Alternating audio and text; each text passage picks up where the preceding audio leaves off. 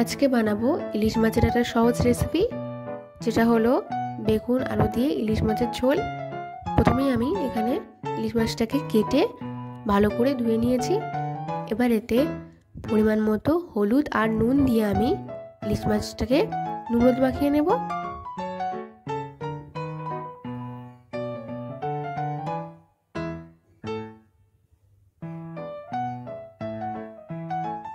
নুন হলুদ মাখানো হয়ে গিয়েছে।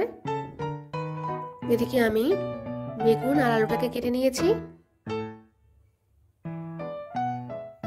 এবার একটা কড়াইতে বেশ খানিকটা সর্ষের তেল দিয়েছি।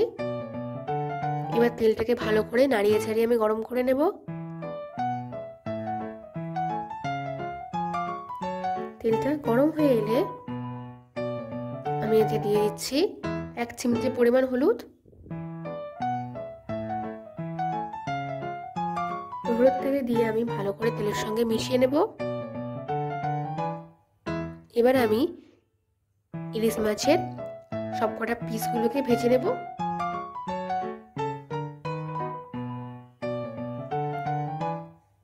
আমি এখানে ইলিশ মাছের পিসগুলোকে হালকা হালকা করে ভাজছি, বেশি ভাজছি না।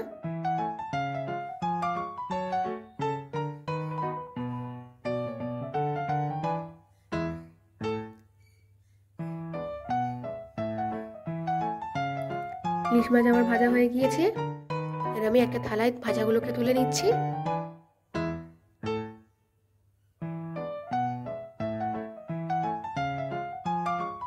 এইরকম ভাবে আমি সবকটা পিসগুলোকে ভেজে নেব।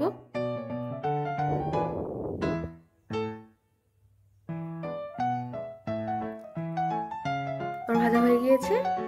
এবার সর্ষের তেলে আমি দিয়ে দিলাম পরিমাণ মতো কালো জিরে, দিয়ে দিলাম 4টে চিরা কাঁচা লঙ্কা। এবার দিয়ে দিলাম কেটে রাখা আলু। আলুগুলো দিয়ে আমি ভালো করে ভেজে নেব।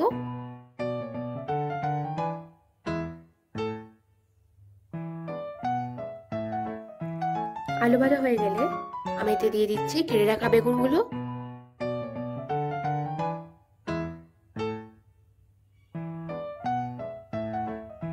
এবার আমি বেগুনটাকেও আলুর সঙ্গে ভালো করে ভেজে নেব।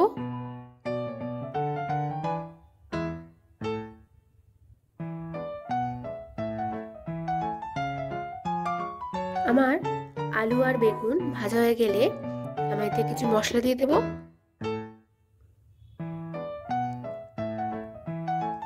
প্রথমে দিচ্ছি পরিমাণ মতো নুন, দিয়ে দিচ্ছি পরিমাণ মতো হলুদ, দিয়ে দিচ্ছি পরিমাণ মতো লঙ্কার গুঁড়ো, আর দিচ্ছি পরিমাণ মতো জিরে গুঁড়ো। দিয়ে ভালো করে সবজির সঙ্গে মশলাটাকে ভালো করে কষিয়ে নেব।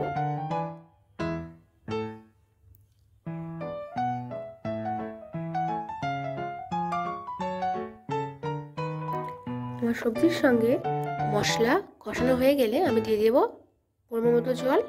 আমি এখানে 4 কাপ পরিমাণ জল নিয়েছি।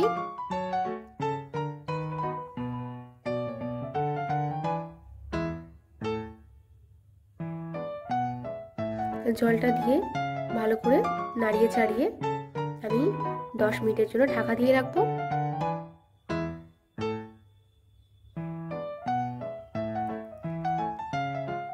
10 মিনিট পর ঢাকাটা আমি এখানে খুলে নিয়েছি। এবারে আমি এতে দিয়ে দেব ভেজে রাখা মাছের টুকরোগুলো।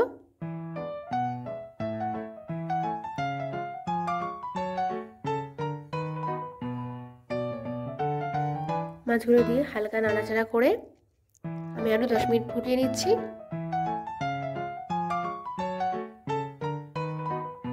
আমাদের মাছের ঝোল রেডি। এবার আমি একটা গামলাতে ঢেলে নিচ্ছি। আমাদের আজকের রান্না বেগুন আলু দিয়ে মাছের ঝোল